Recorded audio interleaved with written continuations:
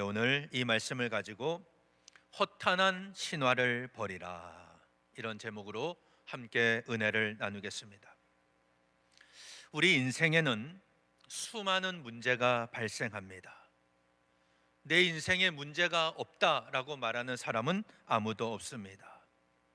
그리고 내 삶에 문제가 없기를 바라는 것도 잘못된 생각입니다. 우리 인간에게 주어진 기본적인 고통은 죄로 말미암아 왔습니다. 아담과 하와가 선악을 알게 하는 나무의 열매를 따먹은 다음 죄가 우리에게 찾아왔습니다.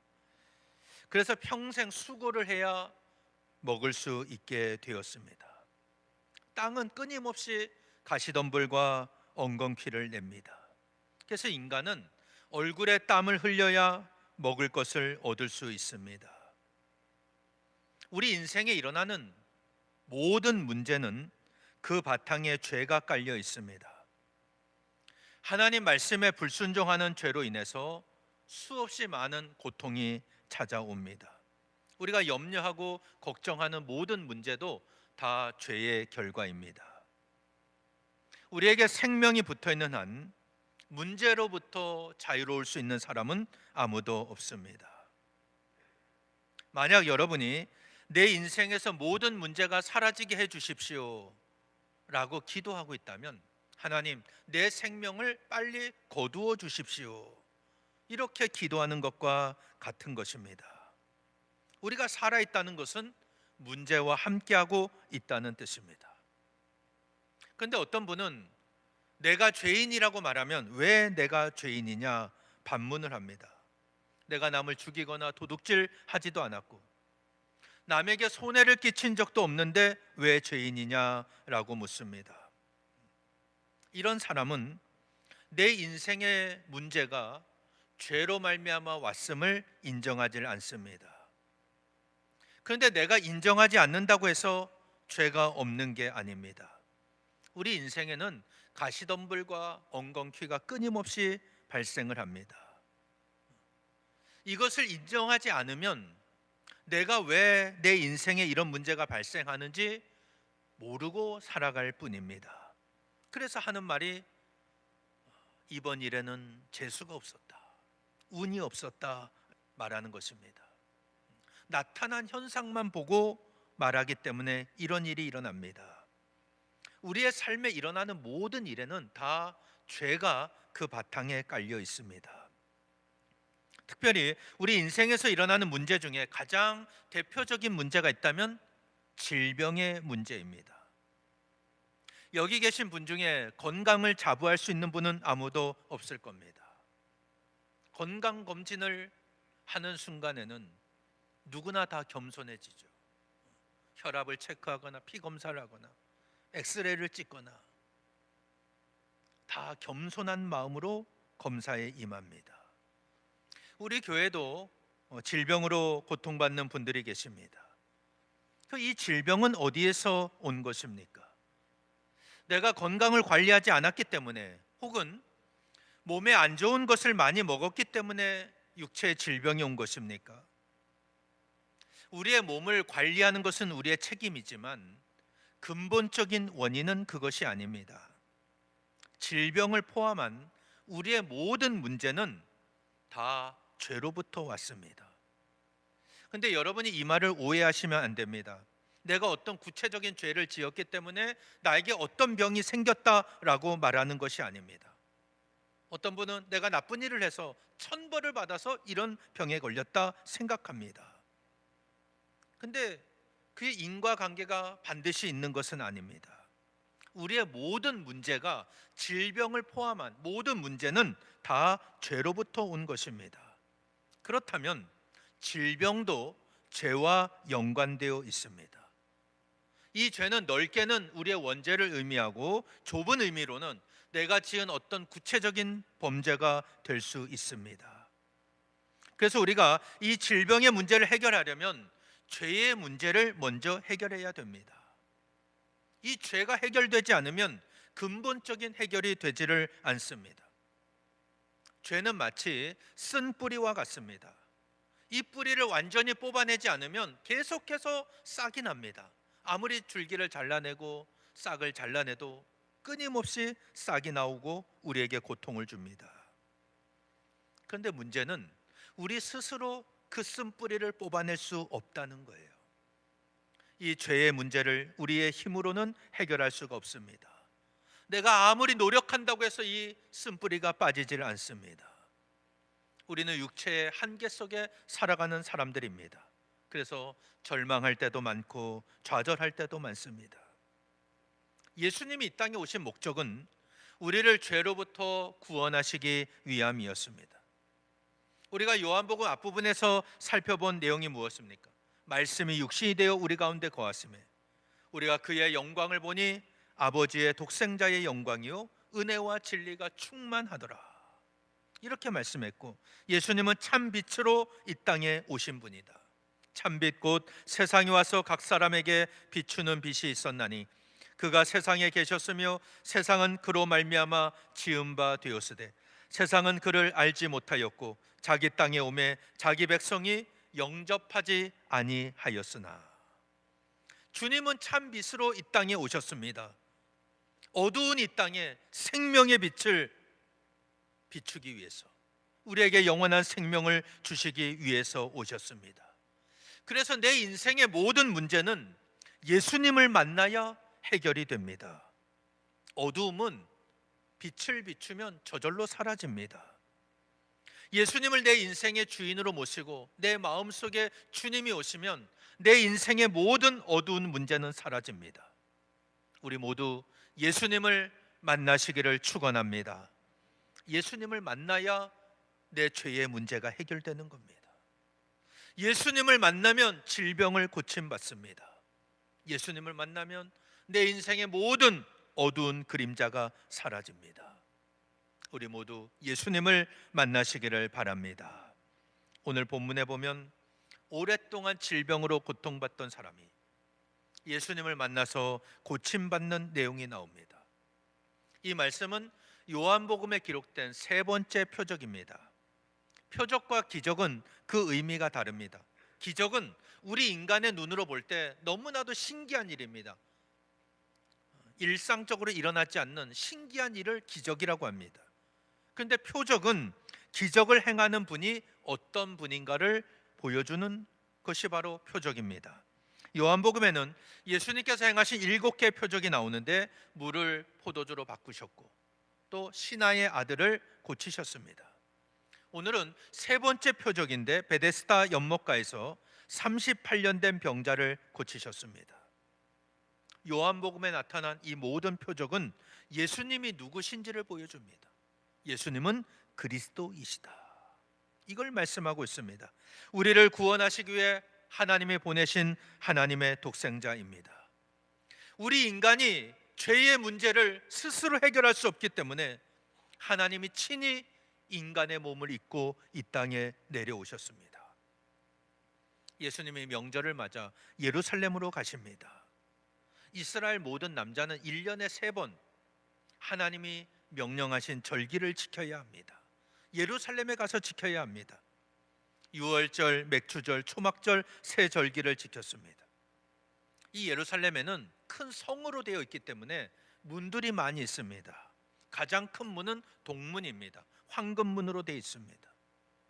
남문은 이 분문이라고 해서 흰놈의 골짜기로 가는 쓰레기나 오물이 나가는 문입니다.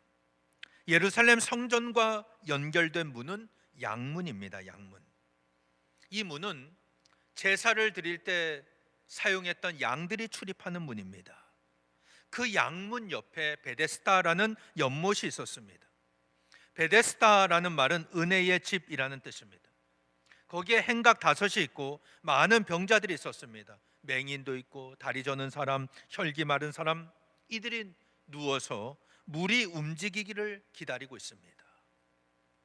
이들에게는 전설 같은 이야기가 내려옵니다. 가끔 천사가 내려와서 그 베데스다 연못의 물을 움직이는데 그 물이 움직일 때 제일 먼저 그 물에 들어가는 사람은 어떤 병에 걸렸더라도 낫는다, 이런 전설이 내려오고 있습니다. 거기에 38년 된 병자가 있었습니다. 예수님은 그 베데스다에 가셔서 연못가에 누워있는 38년 된 병자를 보셨습니다. 그리고 그의 병이 오래된 줄 아셨습니다. 그래서 주님이 말씀하십니다. 네가 낫고자 하느냐? 병자가 말합니다. 주여, 물이 움직일 때 나를 못에 넣어주는 사람이 없어 내가 가는 동안에 다른 사람이 먼저 내려가나이다. 그때 예수님이 일어나 네 자리를 들고 걸어가라 말씀하십니다. 그러자 그가 일어나서 그 자리를 들고 걸어갔습니다. 이 말씀이 요한복음에 기록된 세 번째 표적입니다. 7개의 표적 중에 4개의 표적이 죽음이나 질병으로부터 살리고 고치시는 내용이 나옵니다. 예수님은 그리스도이시다. 이것을 분명하게 보여주십니다.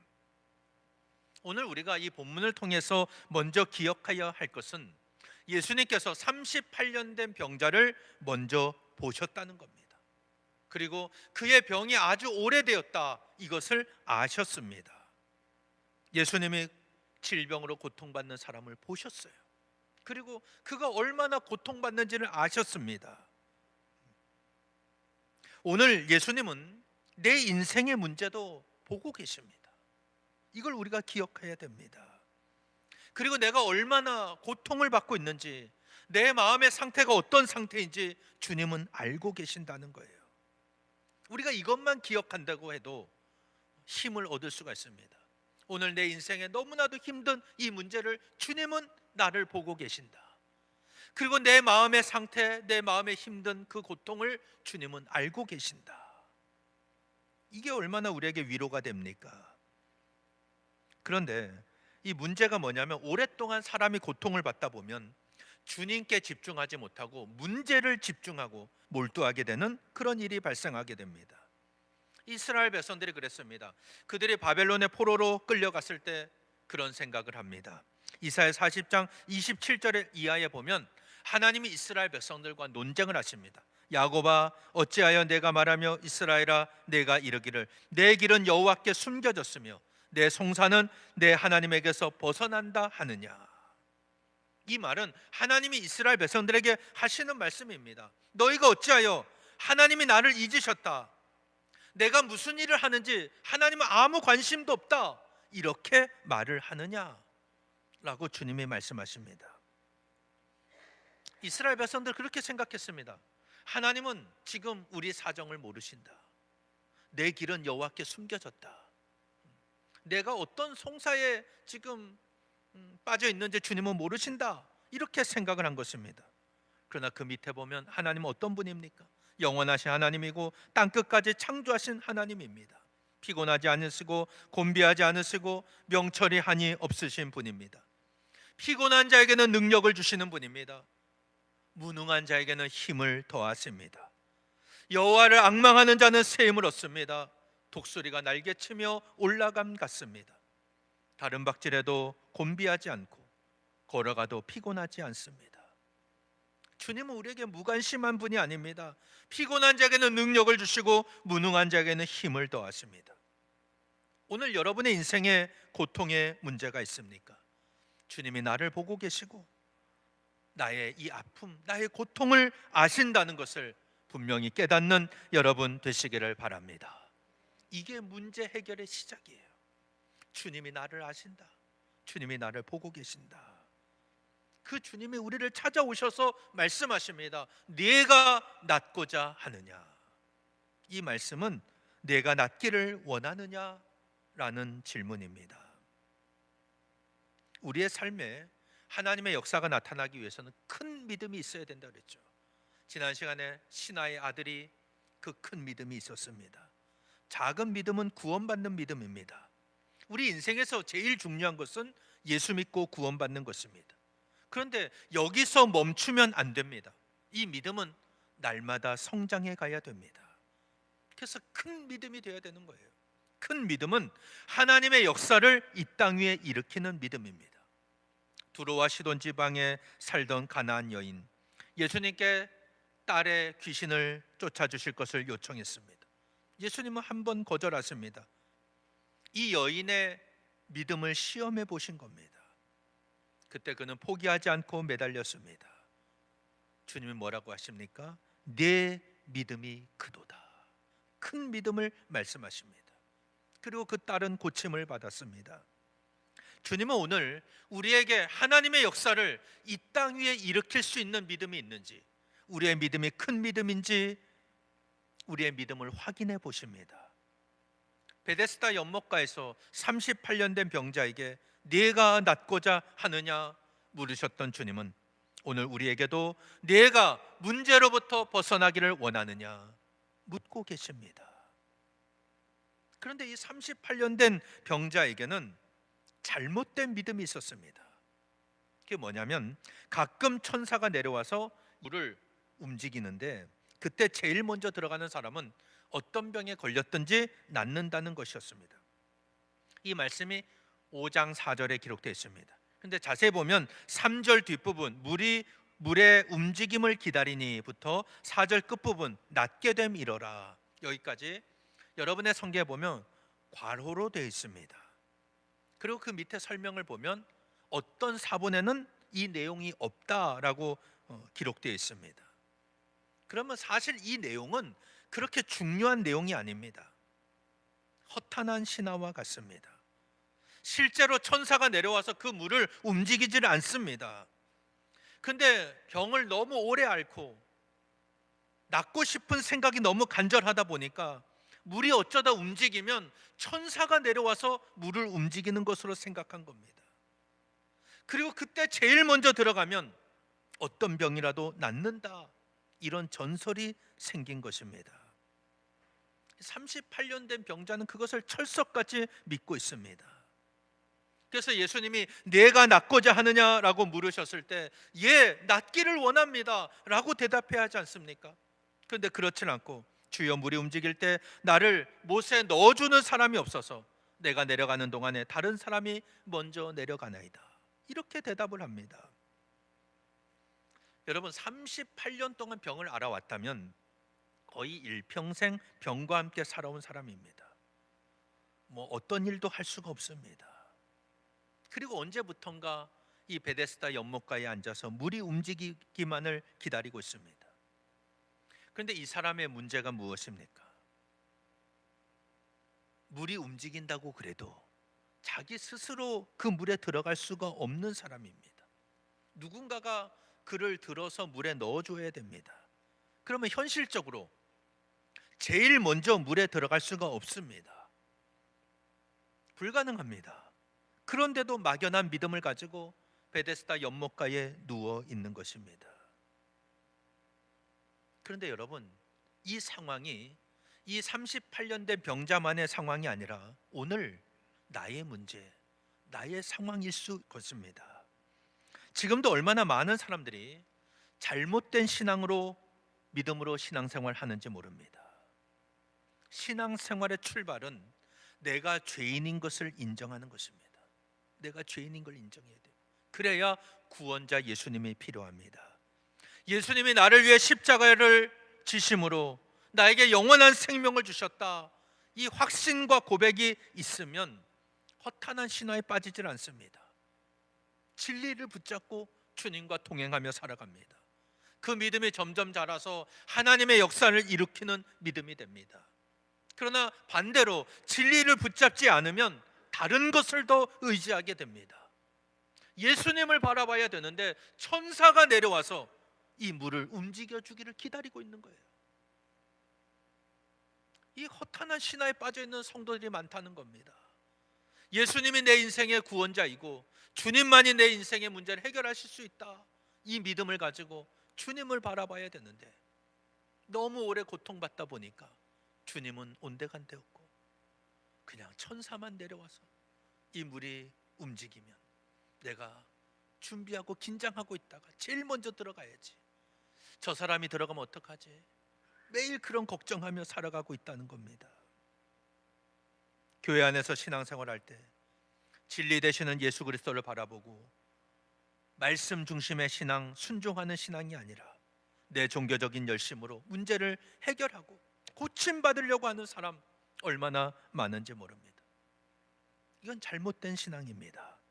사도 바울은 디모데전서 4장 7절 8절에서 이렇게 말씀합니다. 망령되고 허탄한 신화를 버리고 경건에 이르도록 내 자신을 연단하라. 육체의 연단은 약간의 유익이 있으나 경건은 범사에 유익하니 금생과 내세의 약속이 있느니라. 이렇게 말씀합니다. 우리가 신앙생활하는 것은 경건에 이르는 연단의 삶입니다. 그럼 우리가 경건에 이르는 연단이 무엇입니까? 크게 두 가지예요. 말씀과 기도입니다.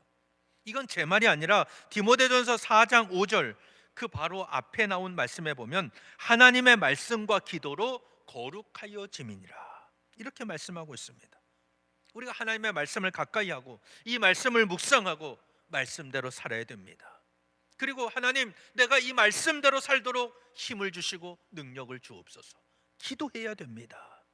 그러면 우리에게 유익하다는 거예요. 이게 신앙생활이지 다른 어떤 걸 붙잡는 게 아니라는 것입니다.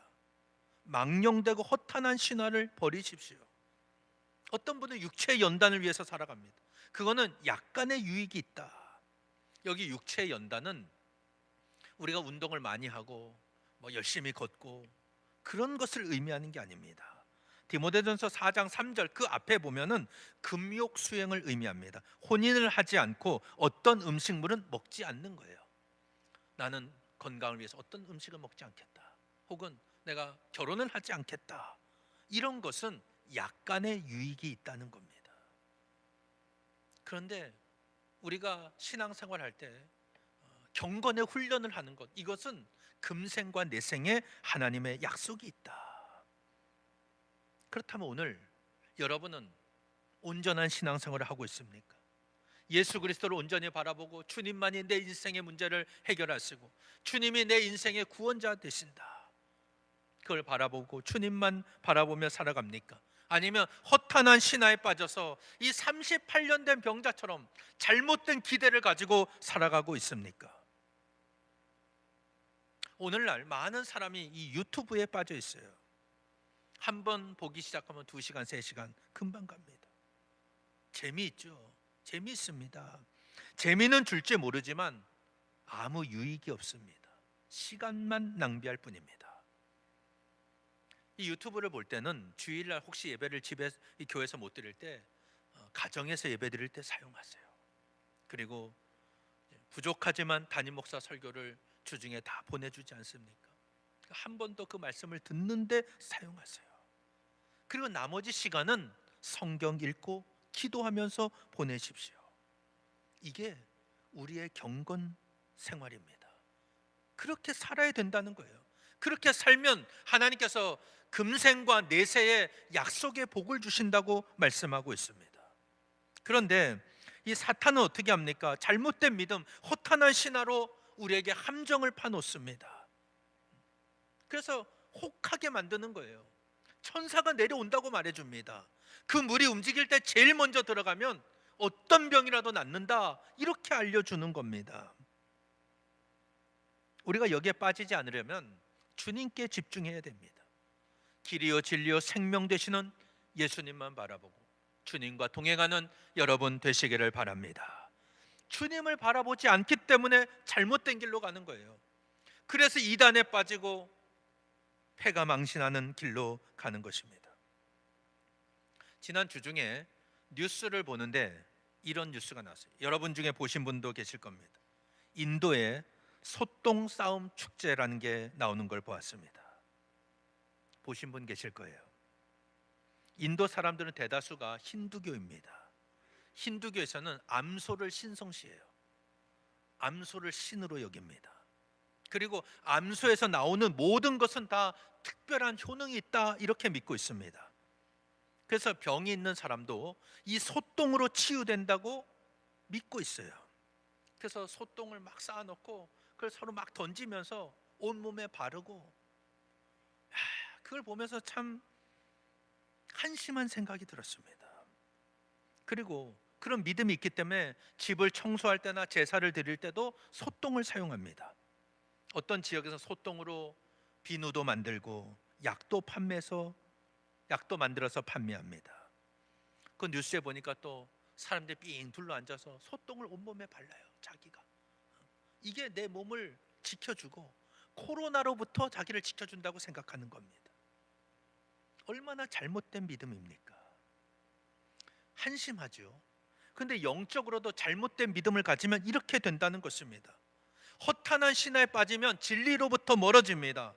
영원한 생명에서 벗어납니다. 그래서 사도 바울은 망령되고 허탄한 신화를 버리고 경건에 이르도록 내 자신을 연단하라, 이렇게 말씀하고 있는 겁니다. 혹시 여러분 중에도 내 인생의 문제를 해결하려면 주님만이 구세주가 되시고 예수님만이 내 문제를 해결할 수 있다, 이 믿음이 아니라 천사가 내려와서 물을 움직여 주어야 내 병이 나을 수 있다, 이렇게 생각하는 분이 있지는 않습니까? 예수 그리스도만이 내 문제를 해결하실 수 있고 내 병을 고치실 수 있고 나를 새롭게 하실 수 있다, 이 믿음이 큰 믿음입니다. 아까 가나안 여인의 믿음, 내 믿음이 크도다, 주님은 말씀하셨습니다. 오늘 우리가 하나님의 역사를 이 땅 위에서 일으키려는 큰 믿음을 가지려면 예수님께 집중해야 됩니다. 예수님만이, 예수 그리스도만이 내 인생의 문제를 해결하실 수 있습니다. 근데 이 38년 된 병자의 문제가 뭡니까? 잘못된 믿음을 가지고 있어요. 허탄한 신화에 빠져 있습니다. 물만 움직이고 내가 제일 먼저 들어가면 나을 수 있다. 그런데 또 하나의 문제, 자기는 제일 먼저 들어갈 능력이 없습니다. 누군가 넣어줘야 됩니다. 그 시간이면 누군가가 먼저 들어가겠죠. 다른 사람이 먼저 들어갑니다. 그게 무엇을 의미합니까? 아무 소망 없이 그곳에 누워 있었다, 이런 뜻입니다. 그런데 예수님 말씀하십니다. 일어나 내 자리를 들고 걸어가라. 한 말씀 하시니까 그는 즉시 일어나 자리를 들고 걸어갔습니다. 그날은 안식일이었어요. 안식일 논쟁은 다음에 다시 설교하겠습니다. 그 후에 예수님이 성전에서 그 사람을 만납니다. 그리고 뭐라고 말씀하시냐면 14절에 나온대요. 보라, 내가 나았으니 더 심한 것이 생기지 않게 다시는 죄를 범하지 말라, 이렇게 말씀하십니다. 우리 인생의 문제가 뭐로부터 왔댔죠? 죄로부터 왔습니다. 다시는 죄를 범하지 말라. 내가 나음을 받았으니 더 심한 것이 생기지 않도록 다시는 죄를 범하지 말라. 우리 인생의 문제를 해결하려면 먼저 내 안에 있는 죄의 문제를 해결해야 됩니다.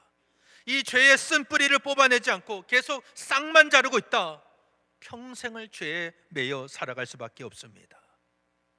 사랑하는 여러분, 내 인생의 문제는 오직 예수 그리스도만이 해결하실 수 있습니다.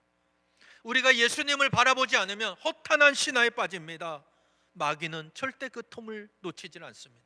우리에게 끊임없이 유혹하고 잘못된 생각을 넣어줍니다. 우리가 질병에서 한번 고침받는 게 중요한 게 아닙니다. 다시 죄를 범하지 않는 게 더 중요한 거예요. 하나님의 은혜를 체험했지만 우리가 돌이키지 않고 계속 죄를 범한다, 더 심한 일, 더 큰 일을 만날 수 있다는 겁니다. 이스라엘 백성들의 역사를 보세요. 그들의 하나님의 능력으로 출애굽하여 광야 생활합니다. 끊임없이 불평하고 원망합니다.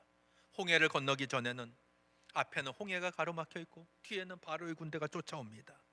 그때 그들이 뭐라고 합니까? 애굽에 매장지가 없어서 우리를 이 광야에서 죽게 하느냐, 우리를 내버려 두라 하지 않았느냐, 애굽 사람을 섬기는 것이 광야에서 죽는 것보다 낫겠노라. 모세를 원망했습니다. 하나님은 홍해를 가르셨어요. 그들을 마른 땅같이 건너게 하셨습니다. 그러면 깨달아야 되지 않습니까? 그런데 그렇지 못합니다. 마라에 도착하니까 물이 써서 마시지를 못합니다. 그때 우리가 무엇을 마실까 또 원망하고 모세를 미워합니다. 하나님은 쓴 물을 단물로 바꾸셨습니다. 그 다음에는 애굽 땅에 고기가마 곁에 앉아있던 때와 떡을 배불리 먹었던 때가 좋았는데 우리를 인도에 내어 줄여 죽게 하는도다. 또 원망합니다. 고기 먹고 싶다고 원망합니다. 하나님은 메추라기와 만나로 그들을 먹이셨습니다. 그 다음에 또 마실 물이 없자 어찌하여 우리를 애굽에서 인도하여 내어 우리와 우리 자녀와 우리 가축이 목말라 죽게 하느냐, 원망합니다. 하나님은 무리바의 반석에서 물이 나오게 하셨습니다. 결국 출애굽 1세대들은 불순종으로 광야에서 다 죽고 맙니다. 하나님의 은혜를 체험하지 않습니까? 계속해서 기적을 봅니다. 그런데도 돌이키질 않습니다. 가나안 땅을 향해 가는데 축복의 가나안 땅을 보지 못하고 현실이 힘드니까 애굽이 좋았다, 허탄한 신화에 빠지는 겁니다. 이게 사람의 특징이에요. 지금 주신 걸 감사하지 못하고 옛날이 더 좋았다는 겁니다. 옛날 그때가 더 좋았다, 애굽에서 종살이 할 때가 더 좋았다.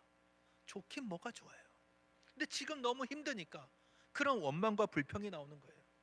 하나님의 은혜를 기억하지 않고 감사하지 않고 하나님 주실 축복의 땅을 바라보지 않으면 이런 허탄한 신화에 빠진다는 겁니다. 이게 사탄의 함정입니다. 허탄한 신화에 빠진 사람은 항상 원망하고 불평합니다. 평생 죄에서 벗어나질 못합니다. 우리 모두 예수 그리스도만이 내 인생의 문제를 해결하실 수 있음을 분명히 믿고 주님의 말씀에 순종하는 여러분 되시기를 바랍니다. 하나님의 은혜를 한번 체험했습니까? 그 은혜를 기억하십시오. 다시는 죄를 범하지 마십시오. 우리가 죄를 범하고 돌이키지 않으면 더 큰 문제가 찾아옵니다. 오늘 주님은 내 인생의 문제, 내 속에 있는 그 아픔을 보고 계십니다. 그리고 내 고통을 아십니다. 그리고 내가 낫고자 하느냐라고 물으십니다. 우리 모두 망령되고 허탄한 신화를 버리고 예수 그리스도께 집중하는 신앙 되시기를 바랍니다. 그래서 우리 모든 문제를 해결받는 놀라운 은혜가 저와 여러분에게 임하시기를 예수님 이름으로 간절히 축원합니다.